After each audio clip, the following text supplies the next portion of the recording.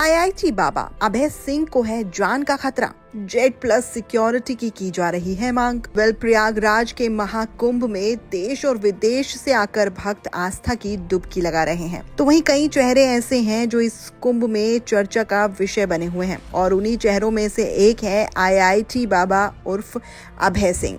IIT बाबा इन दिनों social media पर छाए हुए हैं। इंटरनेट पर वायरल हो रही रील्स में वो अपने एक्सपीरियंसेस बताते हुए नजर आए। कभी वो अपने परिवार का माहौल बताते हुए नजर आए, तो कभी वो इस समाज के स्ट्रक्चर पर ही सवाल उठाते हुए नजर आए।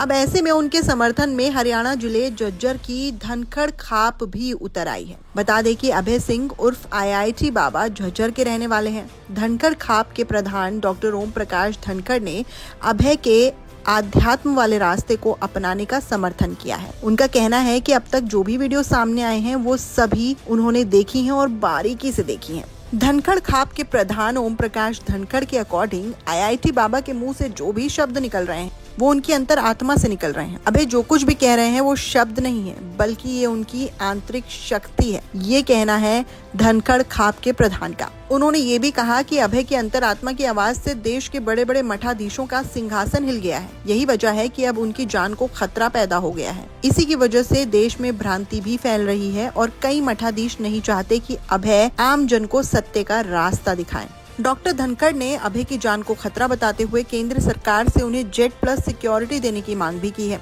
अभय द्वारा कई वीडियोस में अपने माता पिता और घर के माहौल के बारे में भी जिक्र किया गया है। उसके बारे में भी डॉक्टर ओम प्रकाश धनखड़ ने कहा है कि अभय जो कुछ भी कह रहे हैं वो सब कुछ सच है। ये अभय नहीं बल्कि कोई और शक्ति बोल रही है। उन्होंने कहा कि वो शिव की शक्ति है।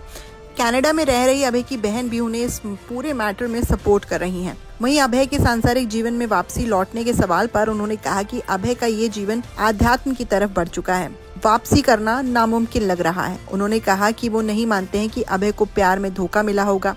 प्रधान जी ने ये भी कहा कि उन्हें प्यार नहीं हुआ होगा, बल्कि ये सिर्फ और सिर्फ उनकी दोस्ती तक ही सीमित था। महाकुंभ को लेकर जाट समुदाय और खापों के नजरिए को लेकर पूछे गए सवाल का जवाब देते हुए डॉक्टर ओम प्रकाश धनखड़ ने कहा कि एक प्राचीन परंपरा है और यहाँ पर सभी को मिल बैठकर समाज के हित और शोध के लिए काम करना चाहिए। आपका क्या कहना है इस पूरे मुद्दे पर हमें कमेंट सेक्शन में जरूर बताइएगा। क्या अभय सिंह को जेड प्लस सिक्योरिटी की जरूरत है? क्या उन्हें जेड प्लस सिक्योरिटी मिलनी चाहिए? इस सवाल का जवाब आप जरूर दे सकते हैं। तो फिलहाल हमें कमेंट सेक्शन में जरूर बताइएगा कि आपको क्या लगता है। अगर आप फेसबुक पर देख रहे हैं तो फॉलो करना मत भूलिएगा और अगर यूट्यूब पर देख रहे हैं तो चैनल को सब्सक्राइब करे बिना मत जाइएगा।